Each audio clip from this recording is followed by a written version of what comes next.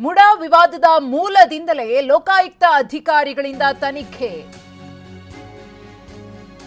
ಮುಡಾ ವಿವಾದದ ಮೂಲ ಎಲ್ಲಿಂದ ಶುರುವಾಯಿತೋ ಅಲ್ಲಿಂದಲೇ ಇದೀಗ ಲೋಕಾಯುಕ್ತ ಅಧಿಕಾರಿಗಳು ತನಿಖೆಯನ್ನ ಶುರು ಮಾಡಿದ್ದಾರೆ. ಅಂದ್ರೆ ಮೂಲ ಜಮೀನಿನಲ್ಲೇ ಲೋಕಾಯುಕ್ತದಿಂದ ಪರಿಶೀಲನೆ. ಜಾಗವನ್ನ ಸರ್ವೆ ಮಾಡ್ತಾ ಇರುವ ಲೋಕಾಯುಕ್ತ ಅಧಿಕಾರಿಗಳು ಸತತ 7 ಗಂಟೆಗಳಿಂದಲೂ ಕೂಡ ಲೋಕಾಯುಕ್ತ ಅಧಿಕಾರಿಗಳ ತಂಡದಿಂದ ಜಾಲಾಟ ನಡೀತಾ ಇದೆ.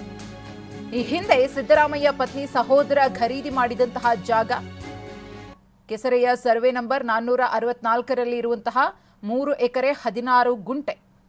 ಇದೇ 3 ಎಕರೆ 16 ಗುಂಟೆಗೆ ಬದಲಾಗಿ 14 ಸೈಟ್ಗಳನ್ನು ಸಿಎಂ ಅವರ ಧರ್ಮಪತ್ನಿ ಪಾರ್ವತಿಯವರಿಗೆ ಮೈಸೂರು ನಗರಾಭಿವೃದ್ಧಿ ಪ್ರಾಧಿಕಾರ ಕೊಟ್ಟಿತ್ತು.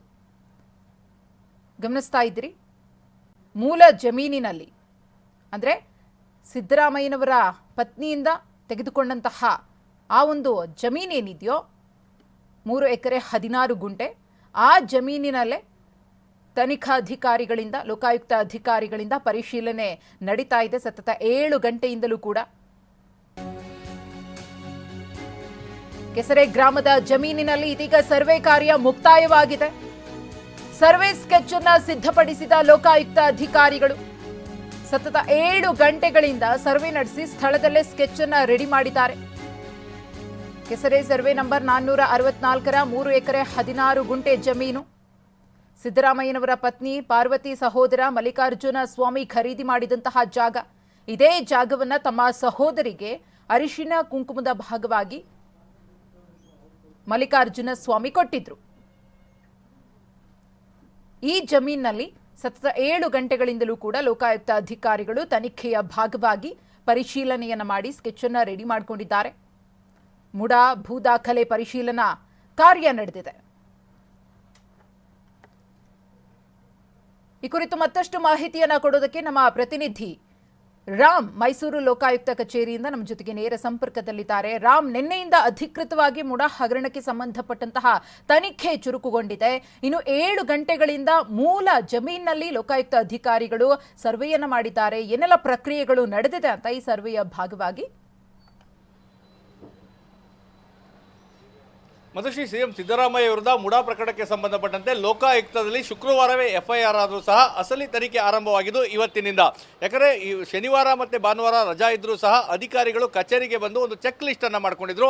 ಆ ಚೆಕ್ ಲಿಸ್ಟ್ನಲ್ಲಿ ಯಾವ ಕೆಲಸಗಳನ್ನು ಯಾವ ಹಂತದಲ್ಲಿ ಮಾಡಬೇಕು ಅಂತೇಳಿ ಒಂದು ಸ್ಕೆಚನ್ನು ಅವರು ರೆಡಿ ಮಾಡ್ಕೊಂಡಿದ್ರು. ಆ ಪ್ಲ್ಯಾನ್ನಂತೆ ಇವತ್ತು ತನಿಖೆಯನ್ನು ಆರಂಭಿಸಿದ್ರು.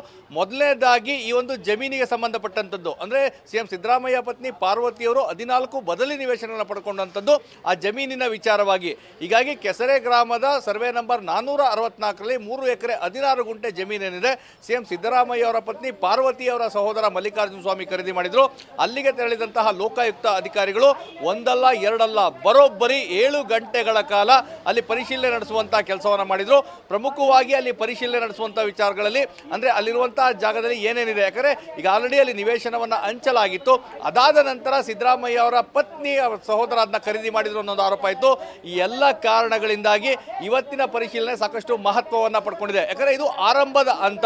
ಇದಾದ ನಂತರ ಅವರ ನಿವೇಶನಗಳು ಏನು 14 ಬದಲಿ ನಿವೇಶನಗಳ ಪಡ್ಕೊಂಡಿದ್ದಾರೆ ಆ ಸ್ಥಳಕ್ಕೆ ತೆರಳುವಂಥದ್ದು, ಅಲ್ಲಿ ಪರಿಶೀಲನೆ ಮಾಡುವಂಥ ಕೆಲಸವನ್ನು ಮಾಡ್ತಾರೆ. ಇವತ್ತು ಲೋಕಾಯುಕ್ತ ಅಧಿಕಾರಿಗಳಿಗೆ ಕೇವಲ ಇವರು ಮಾತ್ರ ಅಂದರೆ ಲೋಕಾಯುಕ್ತ ಅಧಿಕಾರಿಗಳ ಜೊತೆಗೆ ಮುಡಾದ ಅಧಿಕಾರಿಗಳು ತೆರಳಿದ್ರು. ಅದರ ಜೊತೆಗೆ ಸರ್ವೇಯರ್ಗಳು ಸಹ ತೆರಳಿದ್ರು. ಅಂದರೆ ಆ 3.16 ಎಕರೆ ಏನು ಜಾಗ ಇದೆ ಅಲ್ಲಿ ಏನೇನಿದೆ ಅದೆಲ್ಲವನ್ನು ಸಹ ಕೇವಲ ಸರ್ವೆ ಮಾಡೋದು ಮಾತ್ರವಲ್ಲ, ಸ್ಕೆಚ್ ಹಾಕುವಂಥ ಕೆಲಸವನ್ನು ಸಹ ಸ್ಥಳದಲ್ಲೇ ನಿಂತು ಮಾಡಿದರೆ. ಈಗ ಇನ್ನೇನು ಸರ್ವೆ ಕಾರ್ಯ ಮುಕ್ತಾಯವಾಗಿದೆ. ದೂರದಾರ ಸ್ನೇಹಮಯಿ ಕೃಷ್ಣಗೆ ಏನು ನೋಟಿಸನ್ನು ಸಹ ನೀಡಿದ್ರು, ಅವರನ್ನು ಜೊತೆಯಲ್ಲಿ ಕರ್ಕೊಂಡು ಮಹಾಜರು ಪರಿಶೀಲನೆ ಆಗಿತ್ತು. ಈಗ ವಾಪಸ್ಸು ಲೋಕಾಯುಕ್ತ ಕಚೇರಿಗೆ ಇನ್ನೇನು ಕೆಲವೇ ಕ್ಷಣಗಳಲ್ಲಿ ಆಗಮಿಸ್ತಾರೆ. ಮತ್ತೆ ನಾಳೆ ವಿಜಯನಗರದಲ್ಲಿ 14 ನಿವೇಶನಗಳು ಬದಲಿ ನಿವೇಶನಗಳು ಪಡ್ಕೊಂಡಿದ್ದಾರೆ. ಅದರ ಬಗ್ಗೆ ಪರಿಶೀಲನೆ ಮಾಡುವಂಥದ್ದು ಮತ್ತೆ ಮುಂದಿನ ಹಂತಗಳಲ್ಲಿ ಮುಡಾದಿಂದ ದಾಖಲೆಗಳನ್ನು ಕಲೆ ಮಾಡುವಂಥ ಕೆಲಸವನ್ನ ಲೋಕಾಯುಕ್ತ ಅಧಿಕಾರಿಗಳು ಮಾಡಲಿದ್ದಾರೆ. ಮಧುಶ್ರೀ, ಧನ್ಯವಾದ ರಾಮ್ ತಮ್ಮೆಲ್ಲ ಮಾಹಿತಿಗಾಗಿ.